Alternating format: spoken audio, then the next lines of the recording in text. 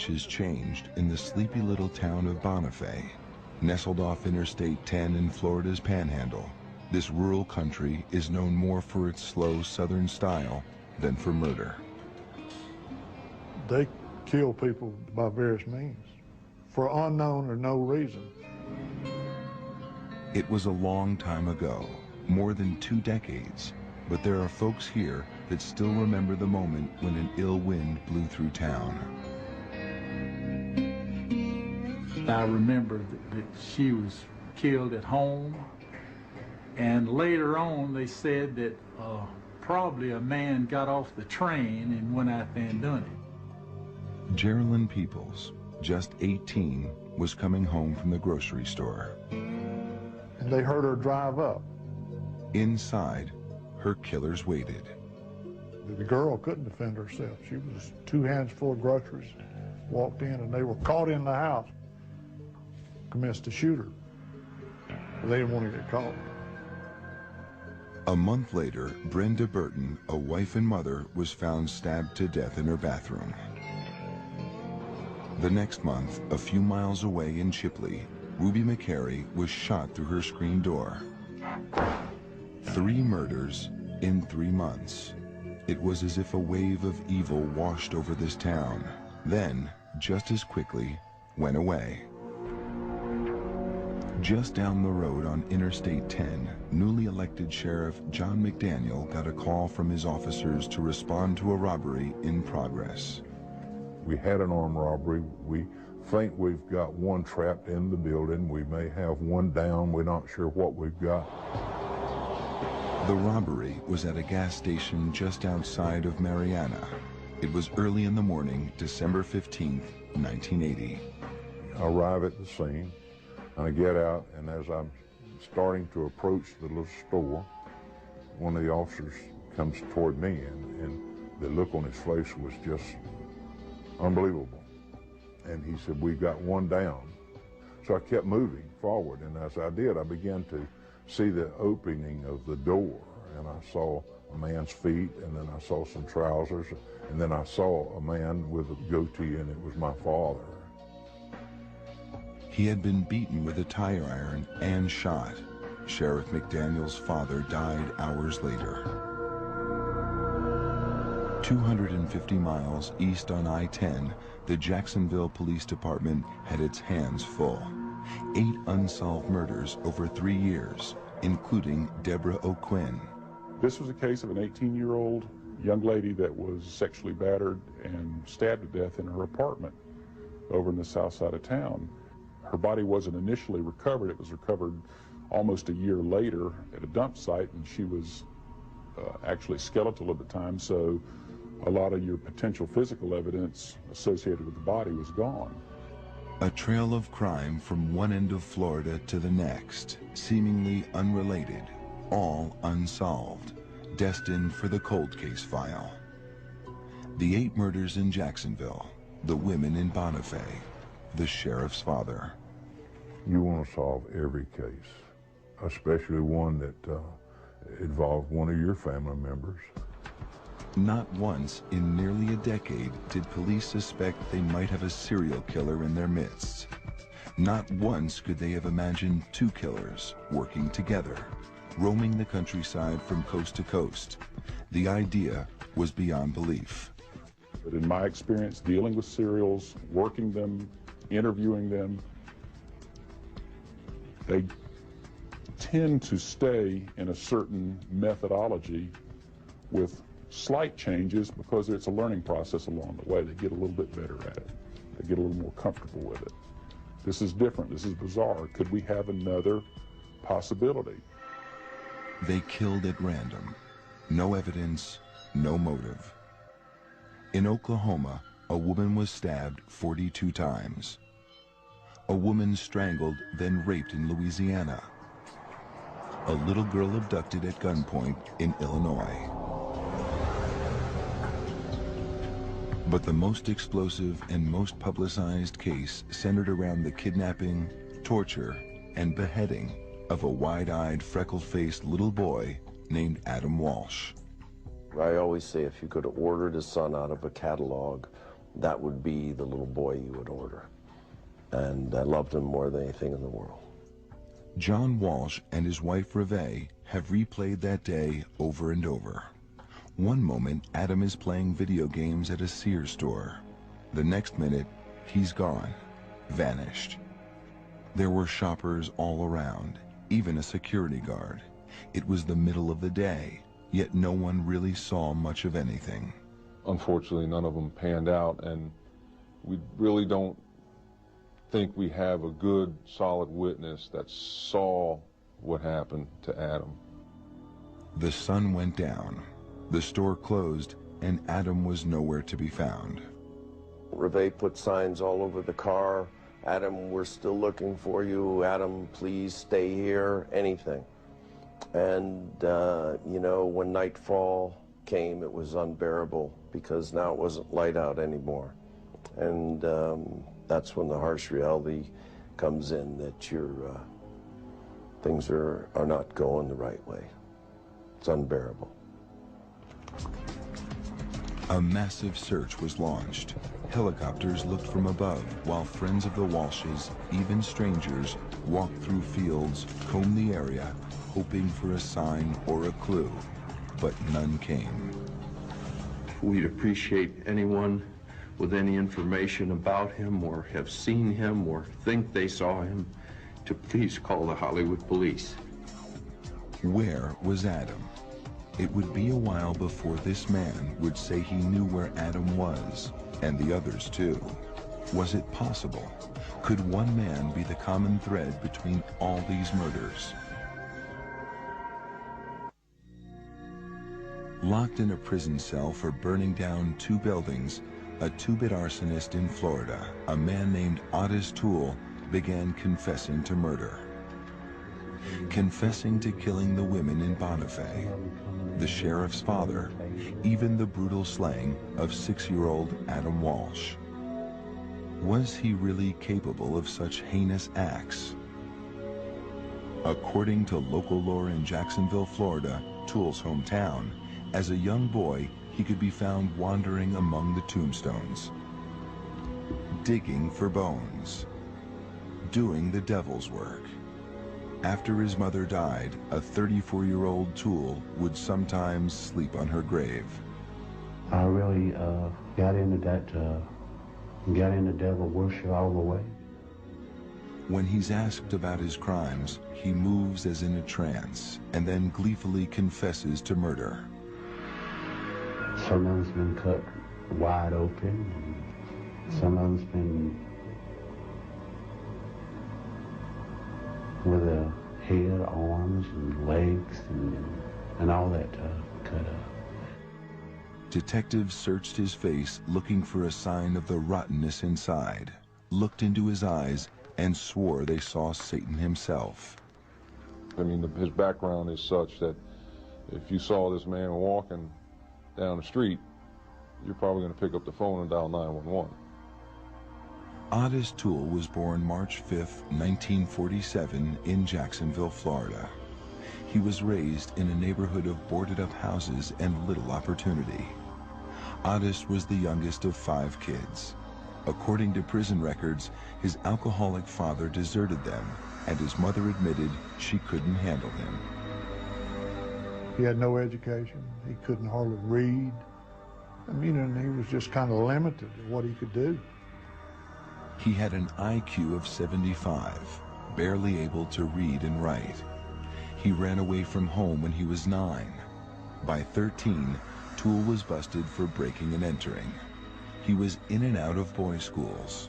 He survived on the street by selling himself, and he could be found dressed in female attire. Antisocial personality, some sexual deviance, illiterate, transient kind of lifestyle. He was homosexual and would just float around from relationship to relationship. He had no morals. Toole had no morals. It was obvious. Toole was trouble with a capital T, and trouble seems to always find trouble. So it was no real surprise when he hooked up with a convicted murderer, Henry Lee Lucas. They met at a soup kitchen in Jacksonville. soon became lovers and moved in together at Toole's mother's house. Lucas had killed his own mother when he was 23.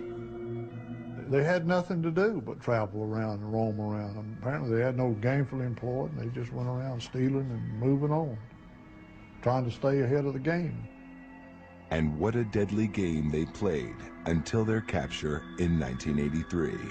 Lucas was arrested, convicted, and sentenced to life in prison in Texas for the murder of 9 people. Toole was picked up for arson in Florida. Now they played with police, sending them down a dozen different pathways, drawing pictures of their victims, and boasting about their murders. Well, I've killed by strangulation, I've killed by knifings, I've killed by hit and runs, shootings, robberies, hangings, every type of crime, I've done it. It became a gruesome game of one-upmanship. Some of them would be shot in the head, and back of the head, and behind the ear, and in the chest. And it's just like going out and butchering a hog, really. There's no difference. Lucas bragged to police that he killed more than 600 men, women, and children. Toole claimed 125 victims. Some of them would be choked to death, and some of them would be beat it in the head with a tire tool. It was all horror beyond belief. The tale they spun was incredible, but their confessions raised more questions than answers. My father was laying in the floor right inside this door. 8 years after his father was shot and beaten to death at this Florida gas station, Sheriff John McDaniel was no closer to solving the mystery. Yeah, it brings back memories. Then, a break. A call came in from a Florida law enforcement officer. He said, Johnny Mac, was your father killed in a service station, like a convenience store? Yes. In a displaced area, a 4-lane highway, the different things he was asking. I don't remember what all the questions were. And I said, yes. He said, I may have something. I'll get back with you. Sitting in separate prison cells, first Lucas, then Toole confessed to police that they murdered Sheriff McDaniel's father. I started hitting him with a tire tool all in the head. Henry had a 25 automatic. He pulled that gun out and shot him in the head. What did y'all do then? Well, Henry got his wallet and threw his wallet down. And, In a tape-recorded conversation, Toole accurately described the crime scene, providing police with the kind of information only the killer would know. And then Toole said something else. And then all of a sudden, he closed his eyes and he looks back and he says, there wasn't a hand on that left arm. Well, that was never publicized. My father's left hand had been taken off surgically after a gunshot wound in that hand in the 40s. Imagine meeting your father's killer face to face. Sheriff John McDaniel went to Lucas's Texas jail cell, looked him straight in the eye, and asked, "Did you kill my father?" He sat there for a little bit and he'd look away and he'd think about it a minute. He says, that's when he says, I was there when your daddy was killed, but I didn't kill him. I was on the telephone. The hands of death killed your father. The two men claimed a sadistic cult, the Hands of Death, hired them to kill, sacrificing their victims and eating their flesh. The stories were outrageous, yet they knew so much, had so many details. The father's missing hand, the murder weapon. He was for real. It was for real. It was not, he couldn't have been making this up. Toole and Lucas were indicted and charged with the murder of Sheriff McDaniel's father. But not all of their confessions would be so convincing to police. In Jacksonville, there were 8 unsolved cases, and the deadly duel of Lucas and Toole wanted the credit. Law enforcement believed that if you're going to confess, you must be guilty. Why would you confess? And we just didn't understand how these individuals work. We didn't understand the personality profile of a person that could do that. Could Ottis Toole have killed hundreds of people? And what about Adam Walsh? Was this self-professed serial killer the face behind Florida's most famous murder mystery? Lots of memories about him, how kind he was to everybody. He was the light of everybody's life, and he certainly was of mine. I waited my whole life to have that little boy. Memories are all John Walsh has left because on July 27, 1981, 6-year-old Adam was kidnapped from a mall in Hollywood, Florida. We're the parents of Adam Walsh, who's been missing since yesterday noon from the Hollywood Sears Mall on Hollywood Boulevard. 6.5 years. Reve Walsh, his mother, left Adam here, right at a new video game display, while she went a few aisles away to check out a lamp that was on sale. She left him for just a moment. And in that heart-stopping moment, Adam was gone. John Walsh could never forget that panicked call from his wife. I went back, he wasn't there, John. No one would help me. They told me to go to customer service and page him. I went, they wouldn't help me. I'm furious, I'm crying. I've called the police and no one has come for 20 minutes. Not a cop has shown up here. I said, I'll be there in 2 minutes. Adam vanished without a trace. Had he simply wandered off, or was it something more sinister? When the sun came up, the Walshes were back at the mall again. They asked if I had heard anything yet. And I had the picture up in my visor. I pulled it down. I says, we're looking for him, and we'll find him. With each passing day, a paralyzing fear took hold. I am prepared to offer a substantial reward for any information leading to the safe giving up of Adam. And to any of the people out there that might be holding Adam, we are prepared to negotiate ourselves with them for a safe release of Adam. Police were baffled. How could a little boy disappear from a crowded store in the middle of the day? The parking lot full of shoppers, the police station just across the street. Who could pull off such a crime and not leave a single clue behind? Then, 2 weeks later, a grisly discovery. The worst that we could have imagined happened. Adam's head was found in a canal about 125 miles north of the mall. We think we gave it our best effort to bring him back. I just wish it had a happier ending. Adam evidently was too good for this world. He was much greater than this world. What kind of a monster could commit such a wicked act? The Hollywood Police Department began to search for suspects, beginning with the list of known sexual predators, and then moved closer to people who might have known Adam. A lot of murders are perpetrated by people that have association with the victim of some sort, whether it be family or close friend. So it's obvious that anyone close to Adam was a person of interest, so to speak, and that included the parents, John and Reve. Rumors ran rampant. The Walshes were brought in for questioning, given a lie detector test, and then cleared. Adam Walsh's killer was still free, roaming the streets. This person is fully capable of doing it again. John Walsh had no idea how prophetic those words would be. 2 years later, a two-bit arsonist behind bars for burning down a couple of buildings in Jacksonville, Florida, would drop a bombshell. He claimed he wanted to come clean about the murder of a little boy.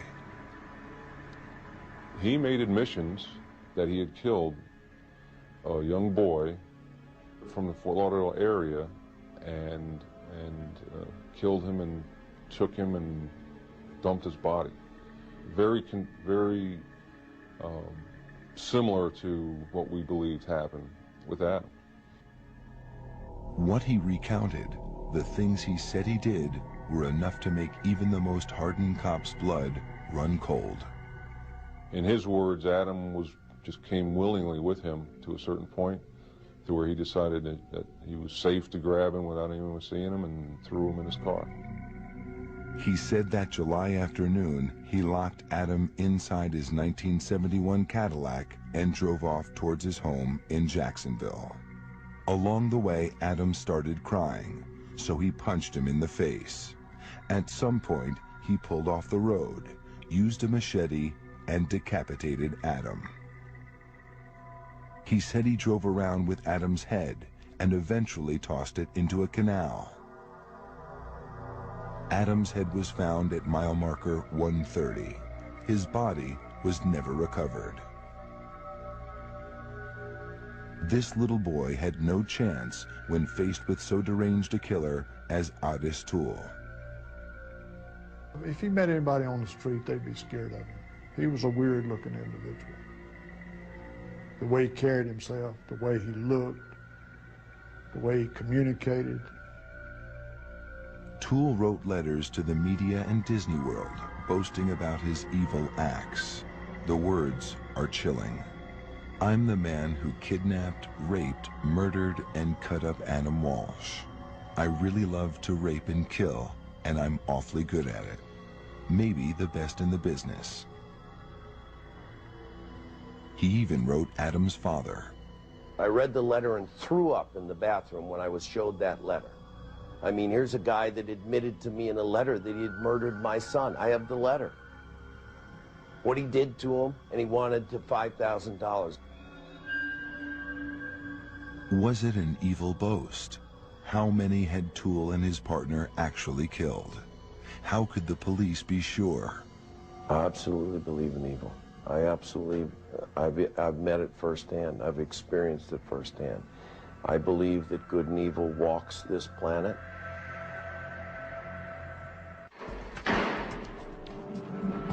Sitting in their prison cells, Otis Toole in Florida and his soulmate Henry Lee Lucas in Texas were willingly filling in the blanks to hundreds of unsolved murder mysteries across the country.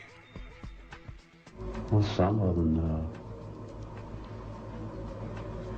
Henry would cut his throat, you know, and some of them I done the same way. And a two-man nationwide crime wave that left behind a trail of fear.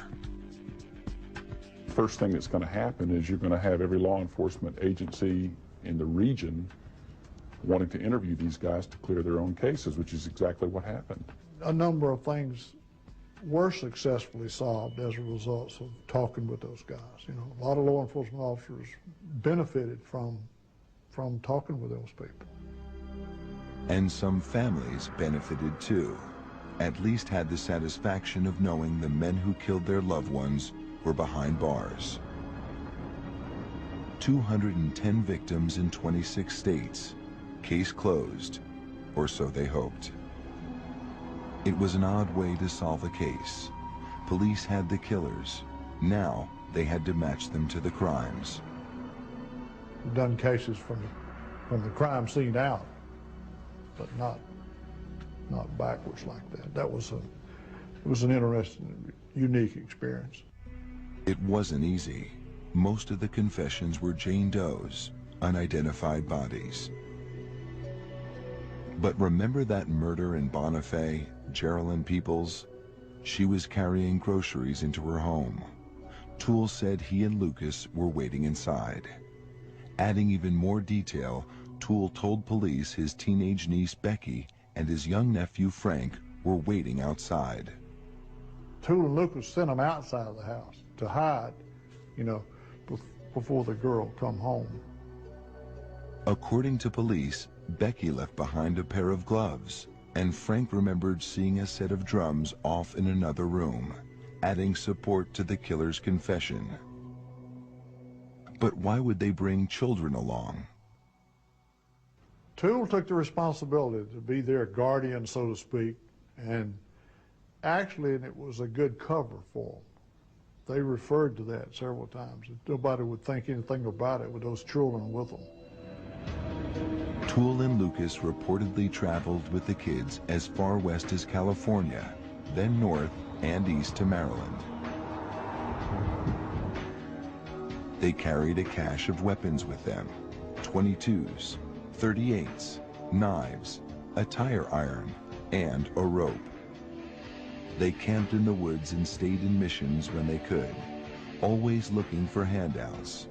When they needed more, detectives said they would rob and kill, sometimes for food, sometimes just for kicks. They traveled around in junk cars, abandoning them on the side of the road when they broke down. Then they'd ride the rails back to their home in Jacksonville, Florida. From their prison cells, Lucas and Toole took police down their bloody trail. The cops didn't know what they had on their hands. I heard some of the details regarding the homicides that made Charles Manson sound like Tom Sawyer. Why were they talking? Was it an attack of conscience or something more cynical? Police flew Lucas across the country and took Toole on local field trips to the scenes of their alleged crimes. For men who saw only prison walls, they were living a high life. He liked to feed him good, and he would point out a Kentucky Fried Chicken place. he liked chicken because he never got any in prison. The cops, the killers, and the media got caught up in a feeding frenzy.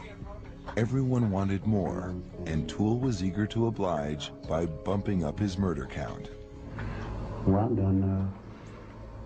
I've done quite a bit by myself. How many did you do by yourself? I'd say about 125. Now what is he? He is now the center of national attention, regional attention, and he feels good about it. I mean, he's now gained something that he's never gained in his entire life, and that's validation and recognition and praise for doing the right thing. The two no-account drifters basked in the glow of celebrity. They wanted to be together. They were lovers. They believed that if they could get put in jail together, they could live as homosexual lovers in jail, have all of this sensationalism and notoriety, and essentially be the king of the hill in prison for the rest of their lives. That was a motivator. Maybe we can come up with Lucas and Toole as being a suspect in your particular area. In 1984, police officers formed a task force to examine the killer's confessions, looking for answers to hundreds of unsolved cases. There was little, if any, physical evidence to link Toole and Lucas to the crime scenes. It was the 80s, and there were no DNA matches. The confession was the key to most cases. A confession was considered to be the best and highest piece of evidence that you could actually have on a person at the time. So, and it was fairly common for law enforcement everywhere in the country. The confession was the bread and butter of the case. Yet some of the stories didn't add up. The killers seemed uncertain about key facts of their crimes. Still, Toole and Lucas kept talking to anyone willing to listen. Each confession was more sensational than the last, more unbelievable. The only way to find out the truth was to uncover physical evidence, something the police had largely neglected to do. Confessions led this case, these particular cases where I think that hurt by not pursuing all of the leads and physical evidence and other evidence at the time. Yet there was some solid evidence left in the very neighborhood where the murderous pair had lived. Not a bloody weapon, but a paper trail. A payroll record, canceled checks that would prove if Toole and Lucas were telling the truth. The answer would come back to haunt investigators in the Adam Walsh case.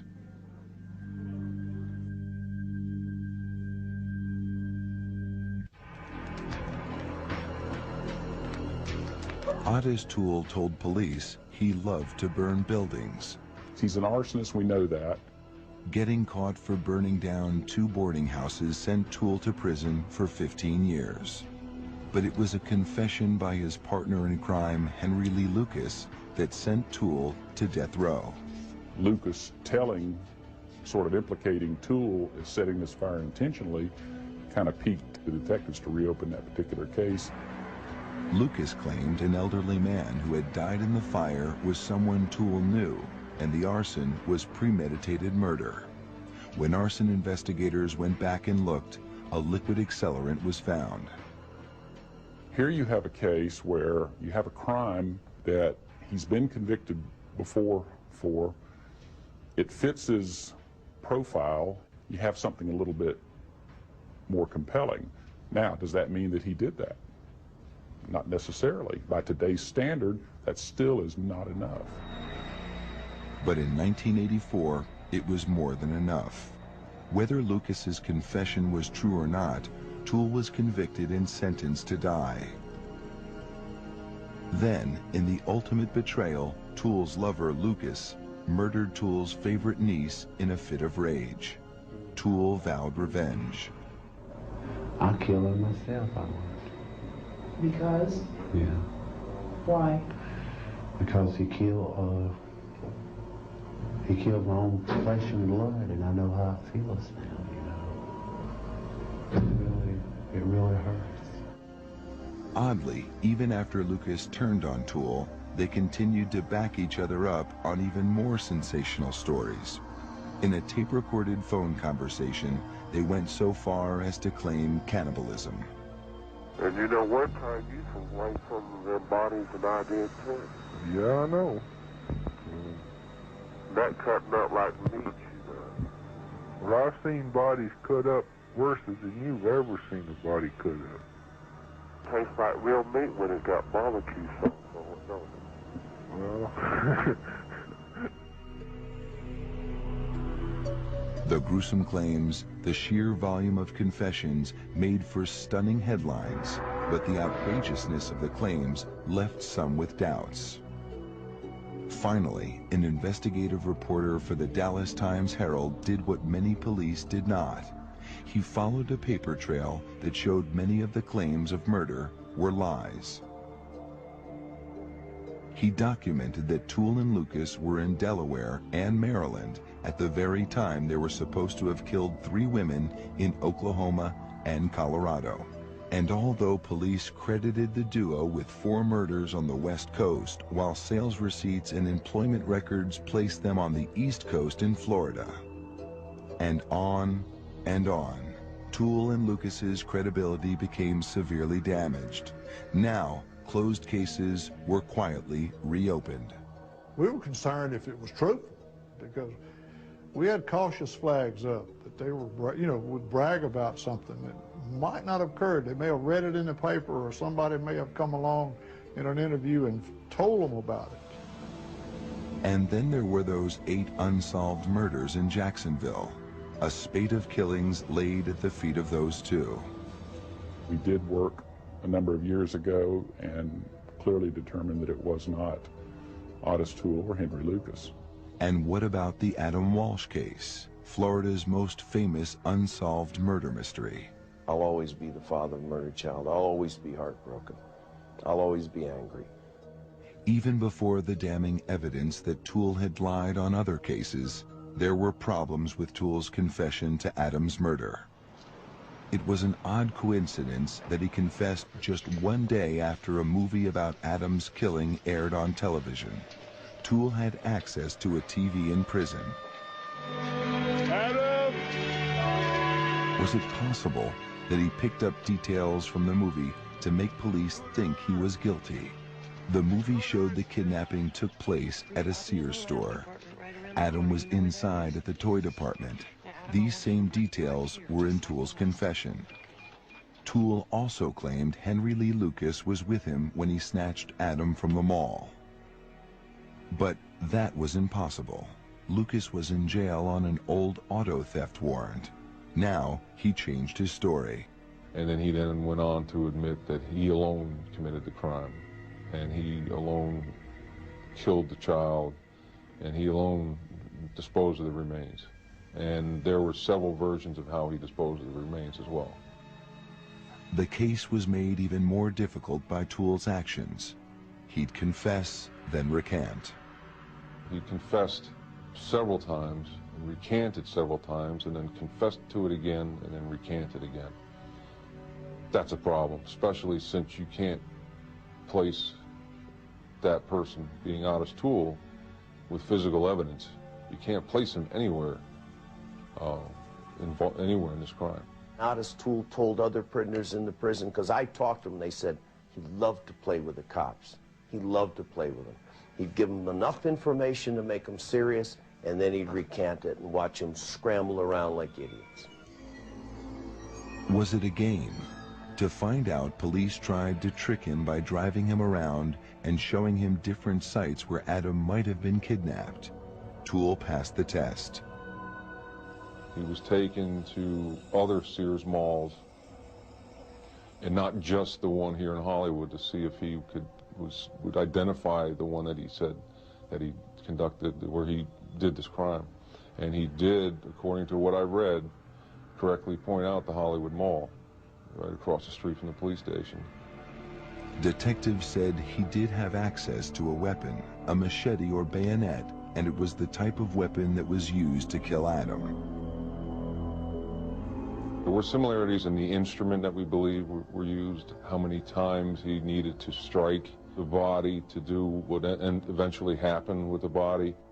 And the medical examiner said Adam had been punched in the face. In Toole's confession, he mentioned hitting the little boy. There was similar trauma to the remains where he indicated that he had struck the child. Detectives tracked down the car Toole said he used to kidnap Adam. The vehicle was recovered, and it was impounded, it was tested, it was evidence was attempted to be recovered from the vehicle, and it was in fact bloody carpet that was in fact recovered from the back seat of the vehicle. But back in the 1980s, there was no DNA testing, and they couldn't prove it was Adam's blood in Toole's car. Without the murder weapon, an eyewitness, and with Toole's recanting his confession, the police didn't believe they had enough to charge him with murder. But really, to God's truth, I really didn't kill that kid. I really didn't kill that kid. John Walsh doesn't buy it. He doesn't think Toole is a mass murderer, but believes Toole killed his son. He was a penny-ante little chicken. He's only famous for killing Adam. That's all. That's all. He didn't kill 50 victims, 100 victims. He wasn't smart. He didn't do this. He didn't avoid police. He was a stumbling, bumbling, low-life drifter who happened to pick the wrong little boy. Truth or lies? Otis Toole admitted he killed 100 people, maybe more, then denied killing one little boy. Really, to God's truth, I really didn't kill that kid. I really didn't kill that kid. Where did the truth lie? A front-page newspaper story had declared Toole and his partner in crime were frauds. So who did Toole kill? How many victims? Even the police couldn't say for sure. Is he the notorious, evil, predatory, cannibalistic, decapitating monster that he's trying to portray himself? I don't believe that. Is he capable of doing some things? Sure. So he may not have been one of history's worst serial killers, but he was certainly capable of murder. Toole was sentenced to die for the arson fire that killed an elderly man, but the Florida Supreme Court reversed the decision, citing Toole's questionable mental stability. Toole pled guilty to 5 murders, guilty to the murder of Geraldine Peoples and 2 other women in the Bonifay area, guilty in the shooting death of a young woman in Tallahassee, and guilty to killing the sheriff's father. 5 lives taken, 5 consecutive life sentences. I was satisfied that we had the right people with the evidence that we had, the statements that we had, and I was able to put it to rest at that. Remember Deborah O'Quinn and the unsolved murder cases in Jacksonville? Toole and Lucas's confessions fell apart. The 2 were no longer suspects, and the cases were all sent to the cold case file. Deborah's father died never knowing the truth, that his daughter's killer had not been found. This man died believing that Otis Toole was the killer, and we know that he wasn't. We know that now. As for the Adam Walsh case, Toole was a suspect until he recanted in 1984. I told him I killed a kid, but I really didn't kill that kid. Toole said the Hollywood detectives led him to the area where Adam's head was found, and he was able to identify it because police had earlier shown him crime scene photos with a bridge clearly visible. I didn't show him where it was at or anything, you know. See, I went and found out about the bridge, you know, in the picture and all. Without a confession and physical evidence linking him to the crime, Toole was never charged with Adam's murder, and the case disappeared from the headlines. Then, 15 years later, a lawsuit by local newspapers forced the authorities to unseal the police files. Copied onto microfilm were 10,000 pages detailing the hunt for Adam's killer. Once those newspapers got in those files, they saw one horrible mistake after another. Around the same time that the reporters got into the records, a new team of Hollywood detectives, the Cold Case Squad, took a fresh look at the files. Tucked away in a manila envelope, the detectives found a pair of children's shorts and flip-flop sandals that had been buried in the backyard where Toole and his mother lived. Can you believe that? That after 15 years, they would bring a pair of shorts and a flip-flop that could have been Adam's, could have been our son's, could have been buried in the back of his mother's yard. Proved unequivocally, and no one in that police department ever put it together. It turned out that they were not Adam's clothes, but there was other forensic evidence that might have, with modern technology like DNA testing, linked Toole to the murder. Especially the pieces of carpet that police had taken out of Toole's car. And there was a blood-soaked piece of carpet in the back of that Cadillac. Blood-soaked. That Otis Toole said that he decapitated Adam in the back seat. Where was that blood-soaked piece of carpet? Unfortunately, it was lost. A miscommunication between the crime lab and the Hollywood police led to it being misplaced and possibly destroyed.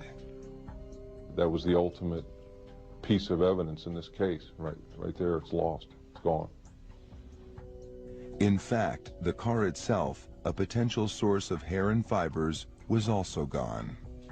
It was junked back in, I believe it was the early 90s. It was sold and resold and sold again.